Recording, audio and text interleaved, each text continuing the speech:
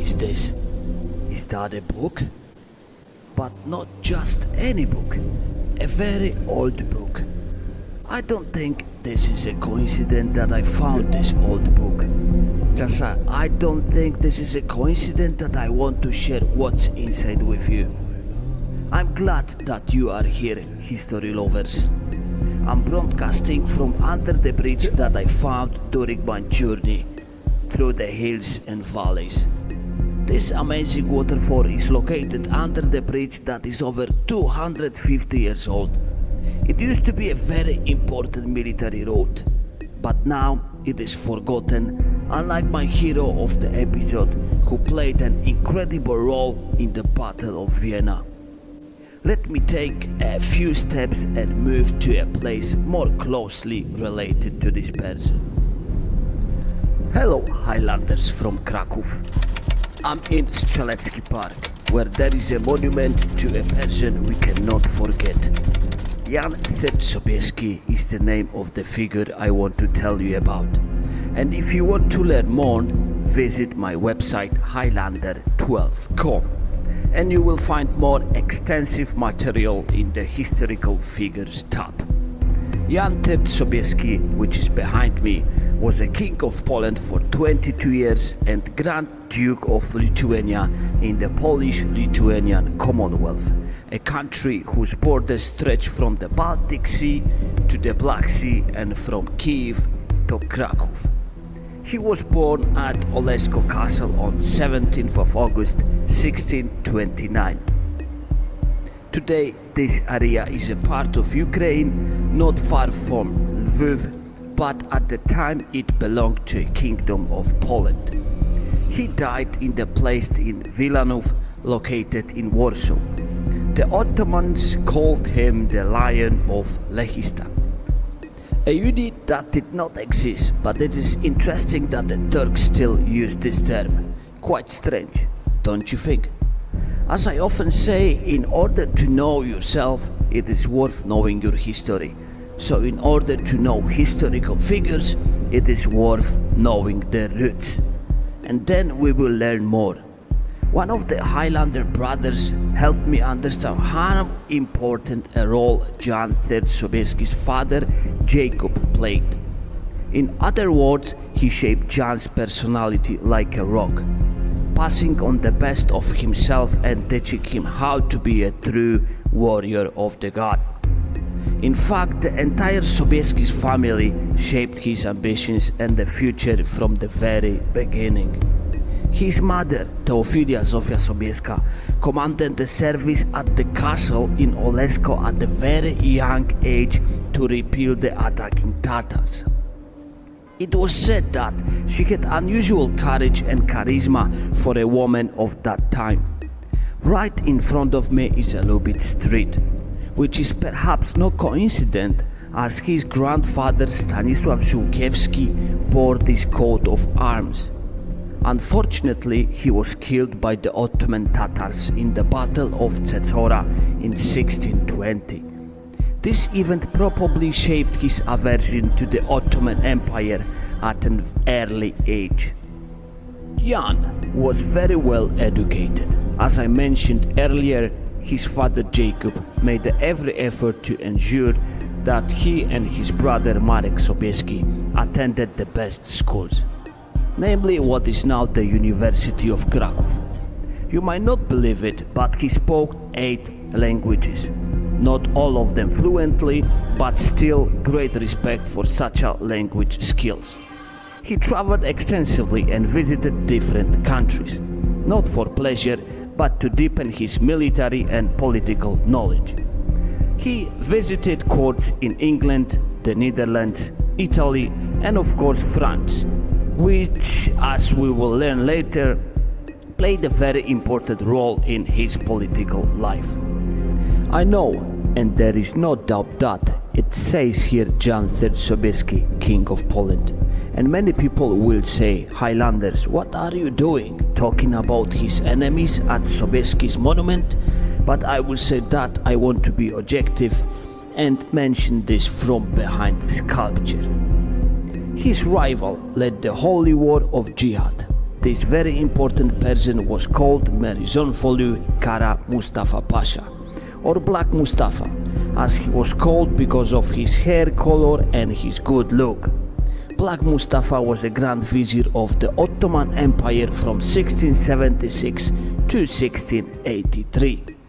His date and a place of birth are not known exactly, although it is said to be between 1634 and 1635.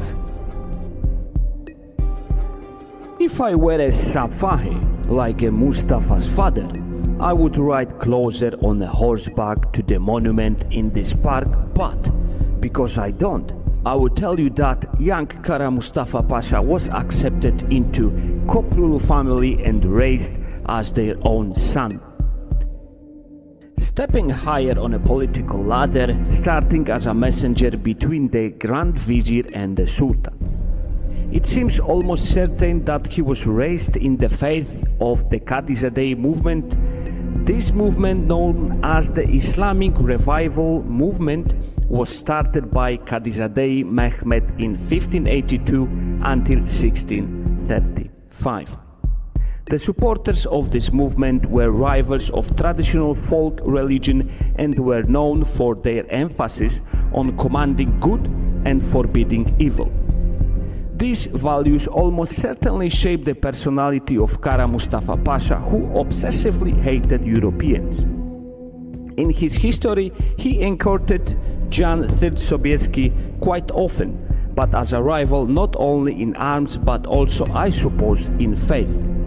His history is open to me in the future, but for now, let us return to Jan. When 19-year-old, while abroad with his brother, homeland calls them back. The situation does not look too promising when King Władysław IV Weza dies and the Khmelnytsky uprising looms on the horizon. Without hesitation, the brothers enlist in the army, commanding their own cavalry banner. Both fought in the siege of Zamość in 1651. Jan fought alongside King Jan Kazimierz at Beresteczko, where he was wounded in the head, and fortunately for him did not take part in the next battle, where his brother was beheaded after the Battle of Batoch in 1652. Jan's life before his election as a king is extremely interesting. In 1655 he falls in love at first sight with a French beauty named Maria d'Arquem, who is brought by the queen and thus the wife of Jan Kazimierz. However, he did not marry her immediately because the queen married her off to Zamoyski. The same year, unstoppable Jan Sobieski fights alongside the Swedish king, again his own king. For many, this was a terrible betrayal, but I believe it was a clever move by a medieval spy who wanted to observe the modern military techniques of the Swedish people or escape from a love. Anyway, it was another first-time move of this kind.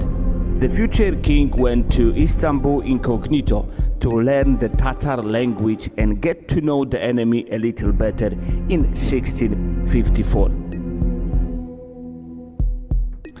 I will not be able to tell you everything, although I would very much like to. The history of this ruler is undoubtedly linked to his greatest victory, namely the Battle of Vienna in 1683 and the Battle of the Parkany, today's Turowo in Slovakia, in October of the same year, where he commanded the Allied forces. Both of these battles changed the fate of the European history, and I'm not afraid to say that the fate of the world. We are walking along the river, the longest river in this country, called the Vistula River. Soon we will see the magnificent Wawel Castle in front of us. It used to be the capital of the country. Here we will find the museum and the magnificent collection from the Battle of Vienna, as well as Kara Mustafa's stirrup, captured after his escape from the battlefield.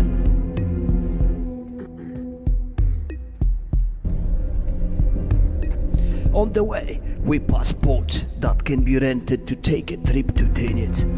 As we approach the castle, I must say that it was from this place that Jan III Sobieski set off to relieve the Vienna, taking with him 27,000 troops, including 25 banners of the Hussars, and set off through Silesia, Moravia and Bohemia.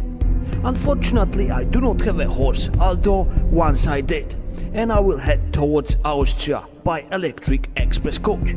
The train route is very similar to the march of Jan III Sobieski's army, with the only one difference being that it was 342 years earlier and there were no trains at this time. In the next episode there will be a short piece from the description of the siege of Vienna, in which I will try to show a maps of how they were digging. But for now, greetings from sunny Kraków, and I hope to see you soon. In a few seconds you will see a dragon, but do not be scared because he is very good dragon.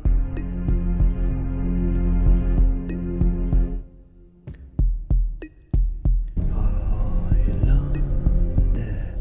And if you want to know more, you can find more information on my website, which is Highlander12.com.